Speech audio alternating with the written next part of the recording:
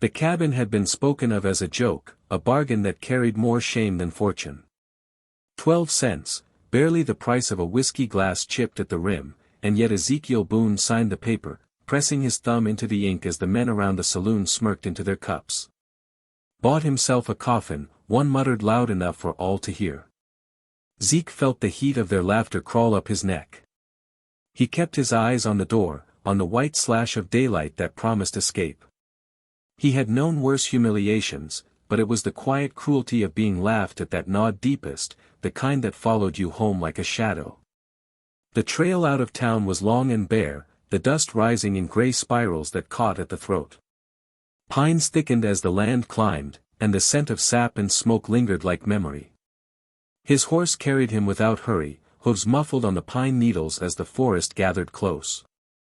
Zeke did not look back. He let the voices of the saloon fade, though they still echoed somewhere behind his ribs. A failed marriage. A ranch lost to drought. Now a shack in the hills bought for coins hardly worth counting. His life measured in losses, until there was nothing left to lose. The cabin waited among the trees like a secret half buried in earth. Its roof sagged, its shutters hung loose as broken teeth, but the timbers still stood. He dismounted slowly, dust falling from his coat, and placed a palm against the door. The wood was cold, swollen with years of rain. When he pushed, the hinges groaned, a sound like something waking. Inside, the air struck him, stale, sharp with the ghost of smoke and something else, heavier, metallic. The light fell thin through the cracks, laying stripes across the dirt floor. He stepped once, twice, and then froze. She hung from the center beam. At first his mind refused to name what his eyes saw. The figure was too large, too terrible, her hair a black curtain that brushed the earth. Her feet almost touched the floor, toes bent against nothing. A rope creaked where it bit into the beam, swaying gently as though she had only just given her last breath. Zeke's throat closed, his body rigid. The cabin, the air, even the dust seemed to fall silent. She was young. Perhaps not more than 19. Her body was long, strong, built like the tall pines outside, broad shoulders, powerful limbs. An Apache girl, the lines of her face carved fine as stone, her skin bronze beneath the pallor of death. The rope had burned deep into her neck, raw and dark, and for a moment Zeke thought his soul might slip from him in horror. He staggered forward, knife in hand without remembering drawing it. The blade caught the rope, cut clean, and her weight collapsed against him. He bore her to the ground clumsily, her head rolling against his chest. Her hair spilled across his hands, coarse, heavy, smelling faintly of sage and earth. She was gone, he thought. Gone.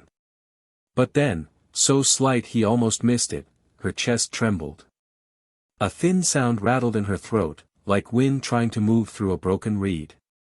Zeke's breath hitched, heart hammering. He pressed a hand against her ribs. Yes, faint but steady, the drum of life still beat. God Almighty, he whispered, though it was not a prayer. He laid her flat, brushed hair from her face, and stared at the wounds carved into her. Rope marks not only at her throat but her wrists, deep scars, old and new. Her arms told a story of bindings, of strength restrained. His eyes caught the rise of her chest, shallow but refusing to surrender. She had fought, and she still fought, even now. The silence of the cabin pressed close. His own shame, once heavy as lead, shrank to nothing before hers. What life had dragged her here? What cruelty had left her to the beam, abandoned like a broken tool? His breath came slow, rough. He knew too well what it was to be cast off, mocked until you believed you deserved it. Zeke fetched his canteen, tilted a drop of water against her lips. For a long moment nothing. Then, a swallow. Her throat convulsed, and her breath grew steadier, if ragged. He tried again, patient as if coaxing a wild horse, until she drank enough to wet her tongue. Her eyelids fluttered. He leaned closer, hardly breathing. The lashes lifted, and her eyes, black as storm clouds rolling low across a prairie, locked on his.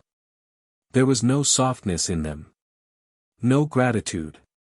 Only a defiance so fierce it seemed to push death itself away. Zeke felt pinned beneath that gaze. He should have looked away, but he could not. "You're safe," he whispered, though the words felt clumsy, useless. Her chest rose, fell, a ragged sound escaping her lips. She did not speak. Her gaze remained, heavy, unbroken, as though weighing him, measuring what kind of man he was. His heart pounded in his ears. He thought of the men at the saloon, of their laughter. He thought of himself, nothing but a fool who bought a ruin for 12 cents. Yet kneeling on the dirt floor with her life trembling in his hands, he felt the weight of something greater than shame. The cabin seemed to hold its breath. Her eyes closed again, but not in surrender. More like a door drawn shut against the wind. Zeke sat back on his heels, staring at the rope coil that lay curled beside them like a serpent killed but not forgotten. The silence deepened. The cabin was no longer empty. And Ezekiel Boone, who had thought himself a man with nothing left, understood that he had stumbled into something that would not let him go. Rain fell the next morning, thin needles pattering against the warped roof. Ezekiel Boone sat by the hearth, feeding small sticks into the fire, his eyes never far from the figure on the cot. The girl had not spoken. Her breaths came steady now, though each one seemed drawn up from a depth of defiance rather than ease. He had cleaned the rope burns with water, wrapped her wrists with cloth torn from his own shirt. His hands had shaken as he did it, not from fear of her but from the gravity of tending to another soul so near the edge. When she stirred, her eyes opened with that same storm-black stare, as if nothing had changed. Her gaze made him feel both accused and seen. He offered her a piece of cornbread, holding it in an open palm. For a long time she did not move. Then, slowly, she lifted her hand, scarred, strong, and took it. She ate without lowering her eyes. No thanks, no word, but something passed between them all the same, a thread spun from survival. Days gathered into a rhythm. He fetched water from the creek, chopped wood, tended the horse. She mended herself in silence. Sometimes he would return to find her standing by the doorframe, shoulders filling it, her face turned toward the forest. She looked like a sentinel carved from stone, her scars glowing faintly in the firelight. Once, when he offered her his coat against the chill, she did not take it, only met his eyes, and after a long pause he draped it around her shoulders anyway. She let it stay. That was the first sign of trust. But the world beyond the trees did not remain quiet. Word had flown back to town, carried by tongues eager for something cruel. Zeke heard it when he rode down for supplies. Boone's cabin ain't empty. Took himself a squaw. Big as a man, they say. Laughter crackled like gunfire. Others were not laughing. A ranch hand spit into the dirt and muttered, "Ain't right, him keeping her there. Apache blood brings trouble." Zeke felt the stairs tighten around him. Shame rose hot in his chest, but beneath it lay something harder, a weight he could not lay down, he could not abandon her. When he returned, he found her splitting kindling with his hatchet, each strike precise, her expression unreadable. He dismounted, holding her gaze. "They're talking," he said quietly. "About you. About us." Her jaw tightened. She placed the hatchet down, turned, and went inside without a word. Yet that night, when thunder shook the rafters and rain leaked through the roof, she sat close to the hearth where he worked to catch the drips in a tin pail. He glanced at her, saw her hands trembling slightly as she watched the flames. Not from cold. From memory. He crossed the room, hesitated, then set his coat once more across her shoulders. She did not resist. After a moment, she leaned forward, just enough that her forehead brushed against his chest. It lasted only a heartbeat, but in that silent gesture lay more than words could hold, trust, perhaps, or something like it. He stood still, heart rattling against his ribs, and let her rest there until she drew back. The storm outside was not finished.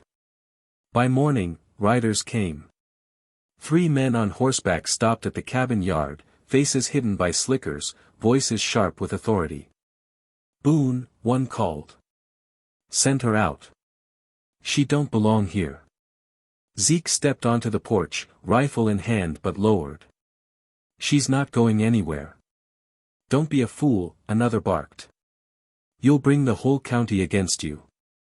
Behind him, the door opened. She emerged without sound, tall as the doorframe, her hair loose, her scars stark against her skin. The men's words faltered at the sight of her. She did not shrink. She stood behind Zeke, not hidden but present, her eyes unflinching. The silence that followed was heavier than any gun drawn. Zeke's hand tightened on the rifle, though he did not lift it. He felt her presence at his back like a wall of stone. For once in his life he did not feel small. The men shifted in their saddles. One spat, cursed, then jerked his reins. Let him rot with her. Hooves pounded, fading into the trees until only the rain remained. Zeke lowered the rifle. He turned to her. She had not moved, her face carved from defiance, her eyes still burning. But when their gazes met, something softer flickered there, like a flame caught in wind yet refusing to die. The storm began to break. Light pressed through the clouds, laying pale gold over the dripping pines. The cabin, sagging and scarred, no longer seemed a ruin. It felt like a fortress that had chosen them both. Zeke drew a long breath, the first in years that did not taste of shame. He spoke low, more to himself than to her. Maybe 12 cents buys more than a coffin, after all. Her eyes lingered on him, unreadable, but she did not turn away. Together they stood in the wet silence, 2 souls marked by rope and ridicule, yet unbroken. And somewhere in that stillness, Zeke understood, the fortune of a man was not counted in land or coin, but in the soul he dared to stand beside.